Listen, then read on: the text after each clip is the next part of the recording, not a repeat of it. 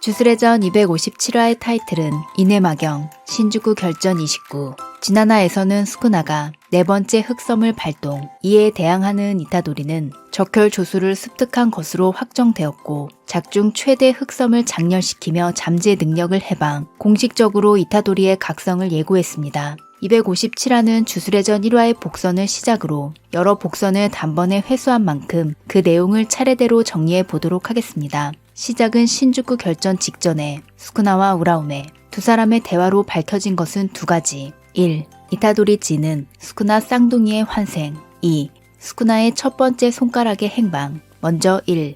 유지의 부모님은 이타도리 진과 이타도리 카오리. 이타도리 카오리는 이마에 실자국이 있는 모습으로 등장해 그 알맹이가 켄자크인 것이 밝혀졌고 사사키 선배에게 아들과 사이좋게 지내줘서 고맙다는 말을 남기며 완전히 확정되었습니다. 그리고 208화에서는 카오리가 안티그래비티 시스템이라는 술식 소유자였다는 것도 밝혀졌습니다. 반면 이타도리 진에 대한 정보는 거의 없어서 생사불명, 얼굴이 유지랑 많이 닮았다, 안경, 머리색이 밝다, 아들 바보, 아내 바보, 말투가 부드럽고 아마도 온화한 성격, 켄자크에 의해 기억 조작당해 아빠 말을 안 듣는다. 이 정도밖에 알려진 것이 없었습니다. 하지만 켄자크가 아무나 대충 골라 스쿠나의 그릇을 만들었을 리는 일단 없기 때문에 이타도리 진이 평범한 사람이 아니라는 것만은 예상할 수 있었는데요.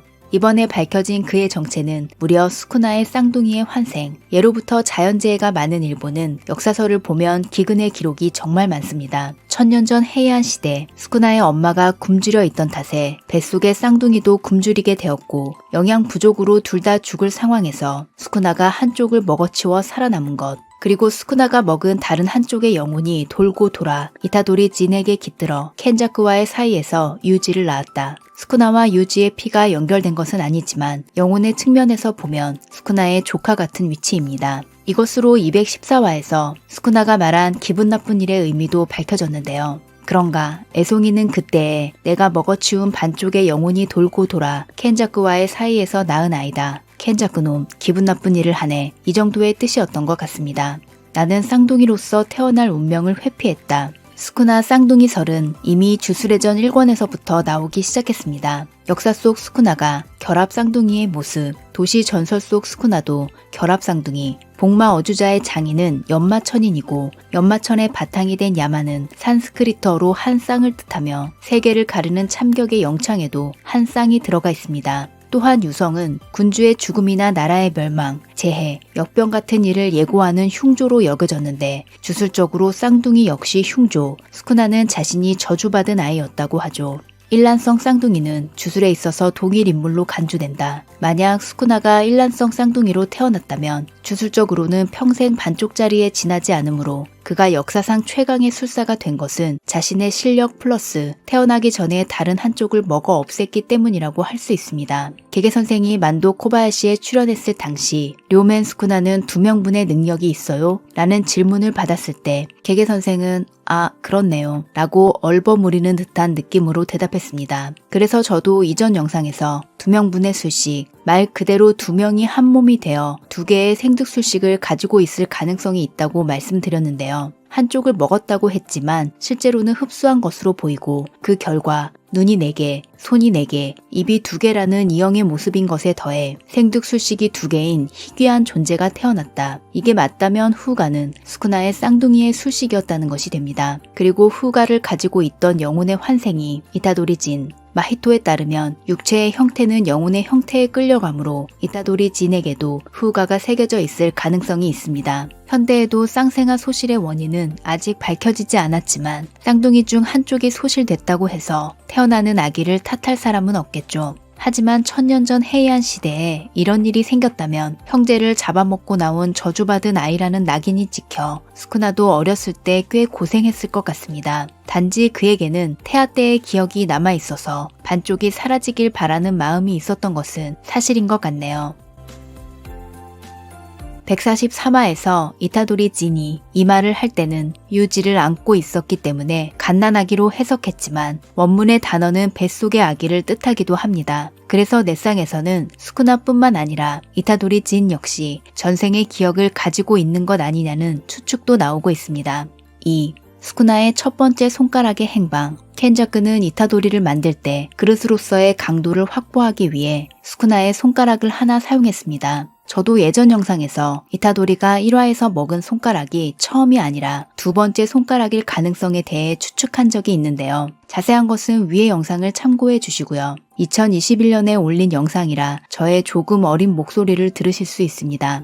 이것으로 158화에서 후시구로가 품었던 의문, 스쿠나의 손가락은 이타도리가 자기 의지로 먹었는데 그럼에도 사멸해요 플레이어가 되었던 이유는 태어날 때부터 이미 주물이 봉인되어 있었기 때문입니다. 지금까지 먹은 손가락을 정리해보면 이타도리 탄생 1개, 주술회전 1화, 학교에서 1개, 2화, 고조에게 받은 손가락 1개, 8화, 소년원 1개, 63화, 야수아치바시 1개, 111화, 미미코와 나나코 1개, 112화, 조오고 10개, 222화, 우라오메 3개, 마지막 하나는 오코츠가 스쿠나의 수식을 카피하기 위해 사용했습니다.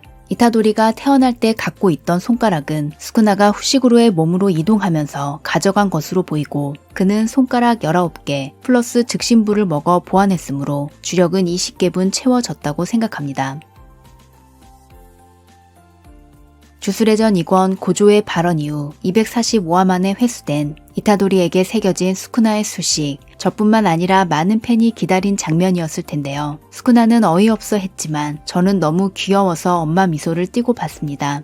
표상은 심상이나 이미지를 말하는데 절단, 참격이라는 특성, 잘라내는 이미지로부터 이타도리가 떠올린 것은 가위. 아마 어렸을 때 이런 가위질 놀이 좀 해본 분인 것 같고 그래서 절취선 모양으로 미즈씨가 발동했습니다. 생득술식은 기본적으로 한 종류지만 각 술식의 발상을 확장함으로써 주술사는 오리지널 기술을 획득한다. 주술사의 성장 곡선은 반드시 완만한 건 아니다. 확실한 기반, 한 줌의 센스와 상상력, 그리고 사소한 계기로 사람은 변화한다. 배운 지 얼마 되지 않아 단지 미숙한 것 뿐일 수도 있지만 저는 이타도리의 미즈씨가 스쿠나와 다른 형태로 변화한 것을 보고 그만의 해석과 상상력, 발상의 확장으로 스쿠나와는 다른 특성이나 성능을 갖게 되었을지도 모른다는 생각이 들었습니다. 물론 지금은 출력이 낮아 별로 데미지를 주지 못하고 스쿠나가 경계하는 것도 미즈씨 쪽이 아닌 흑섬이었는데요. 이타도리는 이번 화에서 7연속, 지난화까지 합하면 무려 8연속 흑섬을 발동하며 작중 최고 기록을 세웠고 이 정도면 흑섬을 의도적으로 끄집어낼 수 있는 유일한 술사라고 해도 될 것 같습니다.